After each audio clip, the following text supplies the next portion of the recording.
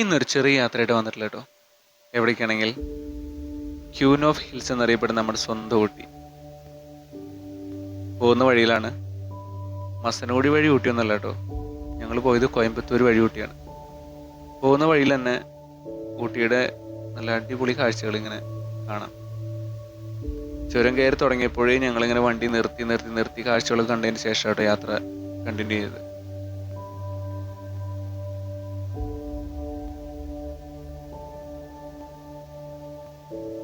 ഊട്ടിയുടെ തേയിലത്തോട്ടങ്ങളും ഊട്ടിയുടെ ഗ്രാമഭംഗിയും. ഞാൻ ഫസ്റ്റ് ടൈമായിട്ട് ഊട്ടിക്ക് പോണത്. അതുകൊണ്ട് തന്നെ ഓരോ ഭാഗങ്ങളും എനിക്ക് കാണുമ്പോൾ എന്തൊക്കെയോ ഒരു പുതുമയുള്ളതുപോലെ തോന്നിയിരുന്നു.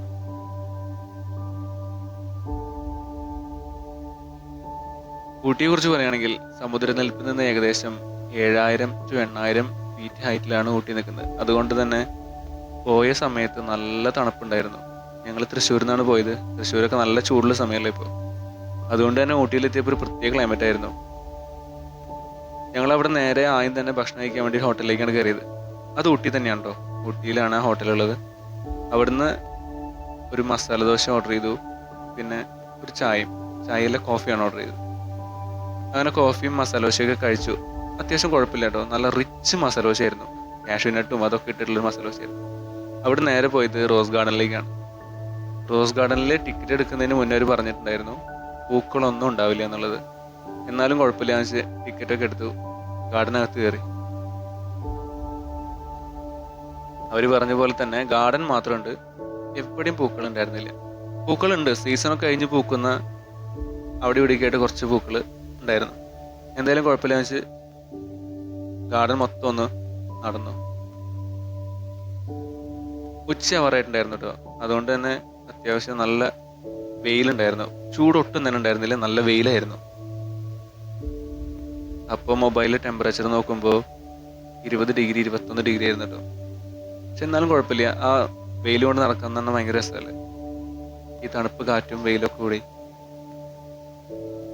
അങ്ങനെ ഞങ്ങൾ ഗാർഡൻ മൊത്തം ഒന്ന് നടന്നു.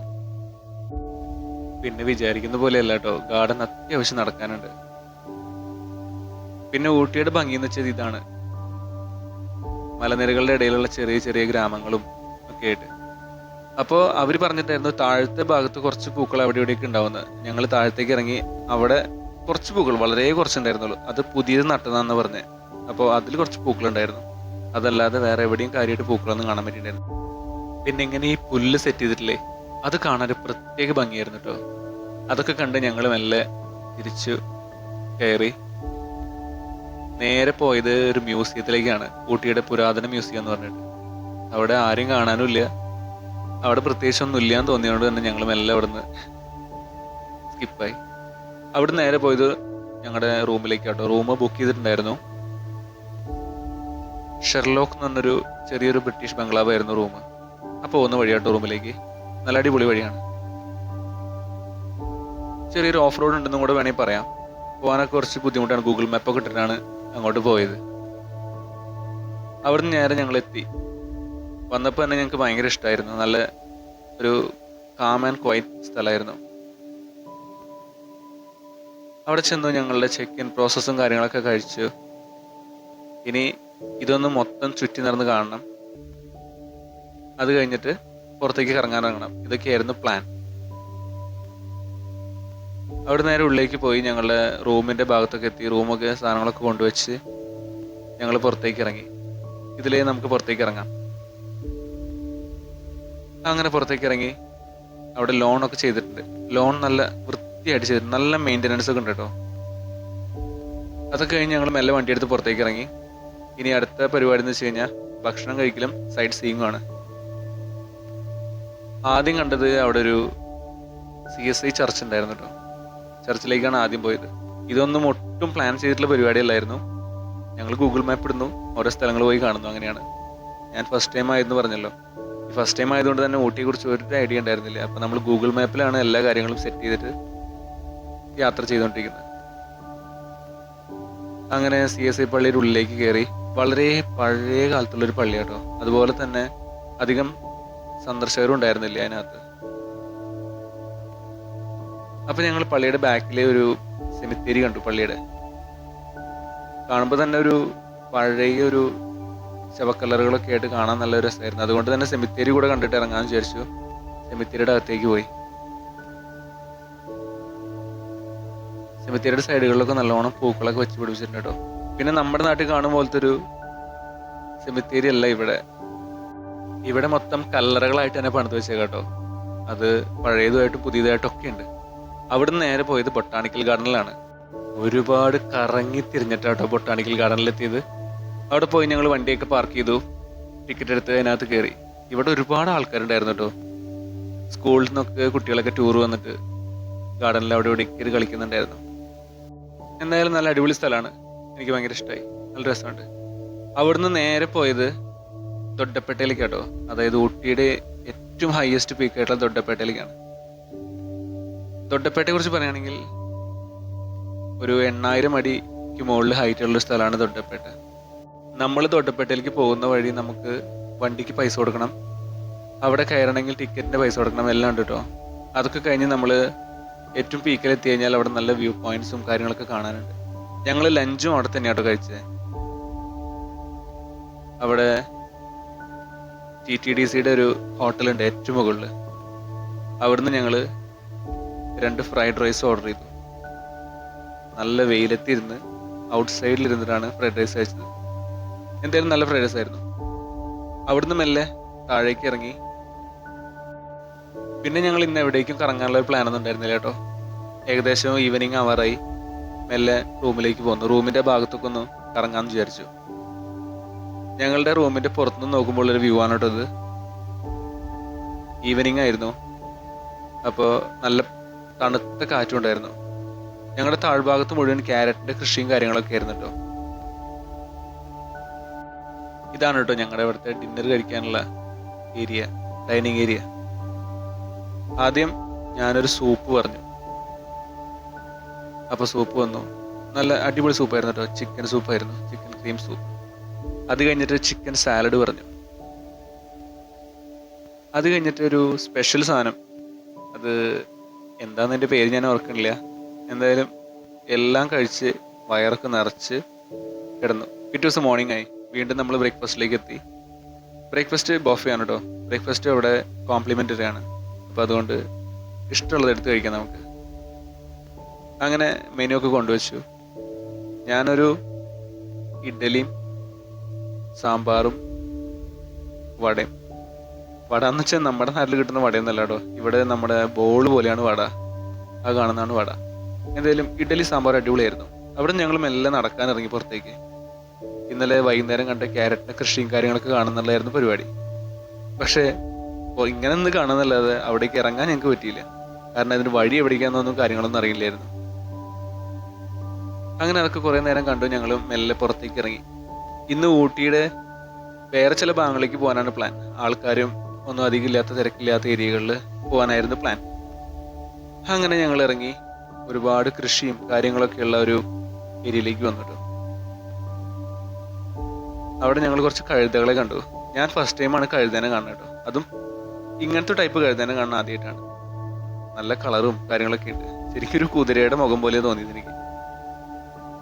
അങ്ങനെ അതൊക്കെ കണ്ട് ഞങ്ങൾ മെല്ലെ കൃഷിസ്ഥലങ്ങളിലേക്ക് നടന്നു.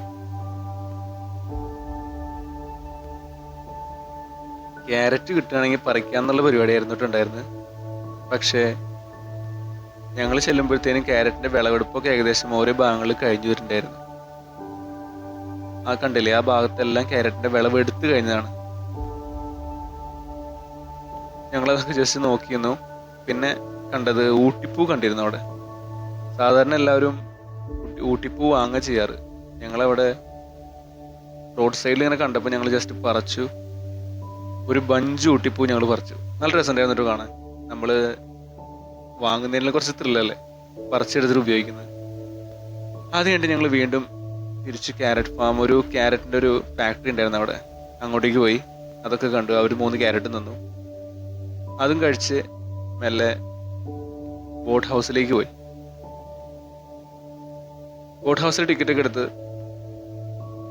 ആ ഭാഗത്തേക്ക് ഒന്ന് ഇറങ്ങി നടന്നു. അവിടെ ബോട്ടിൽ പോകുന്ന ആൾക്കാർക്ക് കേട്ടോ എൻ്റർടൈൻമെൻ്റ് ഉള്ളത്. അല്ലെങ്കിൽ നമുക്ക് പ്രോപ്പറായിട്ട് ഇരിക്കാനുള്ള സ്ഥലം വളരെ കുറവാണ്. നമുക്ക് വെള്ളത്തിൻ്റെ അടുത്ത് പോയി ഇരിക്കാനും കാര്യങ്ങൾക്കൊന്നും പറ്റില്ല. ബോട്ട് റൈഡും കാര്യങ്ങളുള്ളവർക്കൊക്കെ അടിപൊളിയാണ്. പിന്നെ അവിടെ ചെറിയ ടോയ് ട്രെയിൻ ഉണ്ട്, അവിടെ കയറാമെന്ന് വിചാരിച്ചു. ടോയ് ട്രെയിൻ അങ്ങോട്ട് പോയി. അവിടെ 60 രൂപ കേട്ടോ ടിക്കറ്റ് റേറ്റ് വരുന്നത്. അങ്ങനെ അതിൻ്റെ ടിക്കറ്റൊക്കെ എടുത്തു, ട്രെയിനിൽ കയറി.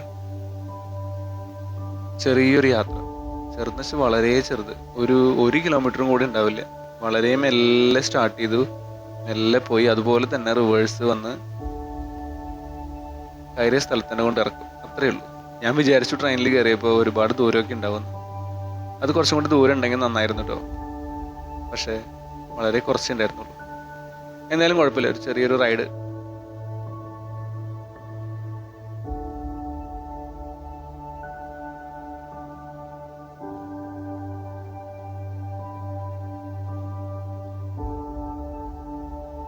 ആ ട്രെയിനിൽ പോകുമ്പോൾ നമുക്ക് ചുറ്റുമുള്ള ആ ലേക്കിന്റെ വ്യൂ കാണാം കേട്ടോ.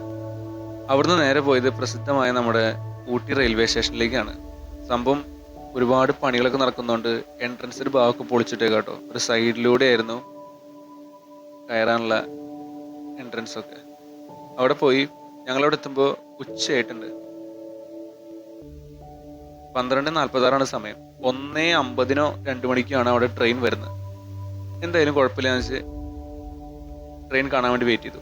അവിടെ ഒരു ചെറിയ മ്യൂസിയം കാര്യങ്ങളൊക്കെ ഉണ്ട്. മ്യൂസിയം ഒക്കെ കയറി കണ്ടു. കാര്യമായിട്ട് ഒന്നുമില്ല കേട്ടോ, പണ്ടത്തെ ഇവിടുത്തെ ട്രെയിനിൻ്റെ കാര്യങ്ങൾ മാത്രമേ ഉള്ളൂ. പിന്നെ അവിടെ പണ്ടത്തെ ഒരു ലോക്കോം ഒരു കമ്പാർട്ട്മെൻറ്റും അവിടെ കയറ്റി വെച്ചിട്ടുണ്ട്. പഴയ കാലത്തെ ആവി എഞ്ചിനായിരുന്നു അത്. എനിക്ക് അതിൻ്റെ അകത്തൊക്കെ പോയി കാണുന്നുണ്ടായിരുന്നു, പക്ഷേ എല്ലാം നോൺ എൻട്രി ആണ്. ജസ്റ്റ് ഇങ്ങനെ മോളിൽ നിന്ന് കാണാനേ പറ്റുള്ളൂ. പണ്ടത്തെ ബ്രിട്ടീഷുകാരുടെ എഞ്ചിനീയറിംഗ് ടെക്നോളജി എന്ന് വെച്ചാൽ ഭയങ്കര സംഭവമായിരുന്നു കേട്ടോ. അതൊക്കെ കണ്ടു. കുറേ നേരം വെയിറ്റിംഗ് ആയിരുന്നു കേട്ടോ. വെയിറ്റിംഗ് ഒക്കെ കഴിഞ്ഞത് അവിടുന്ന് ട്രെയിൻ വരുന്നുണ്ട്.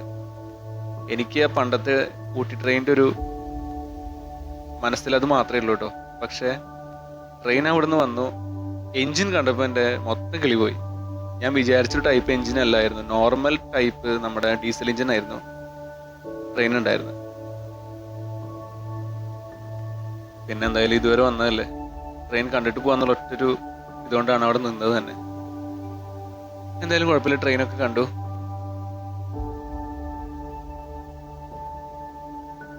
ട്രെയിൻ പോയി. ഒരുപാട് ആൾക്കാരുണ്ടായിരുന്നു കേട്ടോ കാണാൻ, പിന്നെ കയറാനും. എന്തായാലും ഞങ്ങൾ കയറാൻ വേണ്ടി നിന്നില്ല, കാരണം ബുക്കിംഗ് ആണ് മൊത്തം. ഇതാണ് ഞാൻ നേരത്തെ പറഞ്ഞ എഞ്ചിൻ. ഇത് നോർമൽ നമ്മുടെ നാട്ടിൽ ഓടുന്ന ട്രെയിനിൻ്റെ എഞ്ചിൻ പോലത്തെ എഞ്ചിനാണ്. പക്ഷെ ഞാൻ പറഞ്ഞ് കേട്ടിട്ടുള്ളത് ഊട്ടിയിലെ എഞ്ചിൻ ഒരു പ്രത്യേക ഒരു വേറെ ടൈപ്പിൽ ഡിസൈൻ ചെയ്തിട്ടുള്ള എഞ്ചിനാന്നൊക്കെയാണ് ഞാൻ കേട്ടിട്ടുണ്ടായിരുന്നത്. അപ്പം അങ്ങനെ അത് കണ്ടു. വലിയൊരു ഇൻട്രസ്റ്റ് ഒന്നും ഉണ്ടായിരുന്നില്ല കേട്ടോ. ഇത്ര നേരം കാത്തിരുന്നതിനുള്ളൊരു ഇതൊന്നും ഉണ്ടായിരുന്നില്ല. അവിടുന്ന് ഞങ്ങൾ നേരെ തിരിച്ചു പോകാനുള്ള പരിപാടികളൊക്കെ ഇട്ടു. പോകുന്ന വഴി ഗൂഡല്ലൂർ വഴിയാട്ടോ. വന്നത് കോയമ്പത്തൂർ വഴിയാണെങ്കിലും പോകുന്നത് ഗൂഡല്ലൂർ വഴിയാണ്. കുറച്ചുകൂടെ കാഴ്ചകളൊക്കെ ഉണ്ടാവാൻ വെച്ചിട്ടാണ് ആ വഴി തിരഞ്ഞെടുത്തത്. അപ്പോൾ പോകുന്ന വഴിക്ക് നമുക്ക് പൈൻ ഫോറസ്റ്റ് കാണാൻ പറ്റും. അപ്പോൾ പൈൻ ഫോറസ്റ്റിൽ ജസ്റ്റ് ഒന്ന് ഇറങ്ങി ടിക്കറ്റൊക്കെ എടുത്തു. 15 രൂപയുള്ള ടിക്കറ്റ്. അതൊക്കെ എടുത്തു ഞങ്ങൾ മെല്ലെ പൈൻ ഫോറസ്റ്റിലേക്ക് ഇറങ്ങി. അവിടെയും ഒരുപാട് ആൾക്കാരുണ്ടായിരുന്നു കേട്ടോ. പിന്നെ നല്ലൊരു ഇറക്കാണ് താഴത്തേക്ക്, ഫോറസ്റ്റിന്റെ താഴത്തേക്ക് എത്തണമെങ്കിൽ. അത് മാത്രമല്ല നല്ല ക്ലീനാണ് ഫോറസ്റ്റ്. ഒരുപാട് ജോലിക്കാരവിടെ ഉണ്ട്, അവർ വൃത്തിയാക്കുന്നുണ്ടായിരുന്നു ഫോറസ്റ്റിന്റെ അടി മുഴുവൻ. അങ്ങനെ ഞങ്ങൾ പൈൻ ഫോറസ്റ്റിന് അങ്ങോട്ടേക്ക് നടന്നു. താഴത്തേക്ക് പോവാണ് പ്ലാൻ ഉണ്ടായിരുന്നത്. ഇതാണ് നമ്മുടെ പൈൻ്റെ കായ. ഇതവിടെ വിൽക്കാനൊക്കെ ഉണ്ട് കേട്ടോ. അവിടെ കളറൊക്കെ അടിച്ച് വിൽപ്പനയ്ക്കൊക്കെ ഉണ്ട്. അങ്ങനെ ഞങ്ങൾ നടന്ന് താഴേക്ക് എത്തി. താഴെ ചെറിയൊരു ലേക്ക് പോലെ ഉണ്ട്. അവിടെ ബോട്ടിങ്ങും കാര്യങ്ങളും ഒരു പരിപാടിയും ഇല്ല, പക്ഷേ ലേക്കായിട്ട് തന്നെ അങ്ങനെ കിടക്കുകയാണ്. അവിടെ ഹോഴ്സ് റൈഡും മറ്റുള്ള ആക്ടിവിറ്റീസ് ഒക്കെ ഉണ്ട്. അവിടെ ഞങ്ങൾ മെല്ലെ തിരിച്ചു.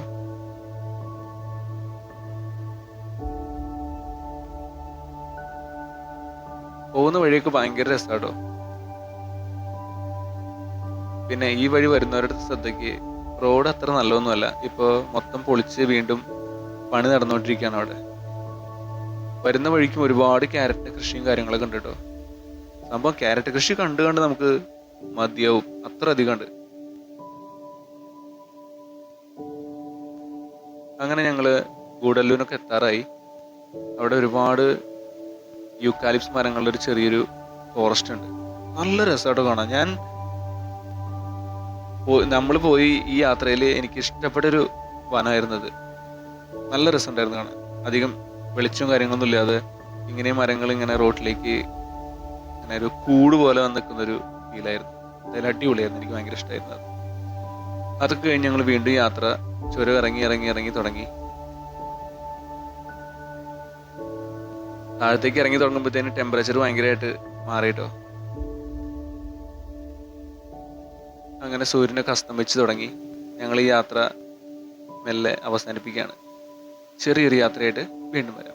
Bye bye.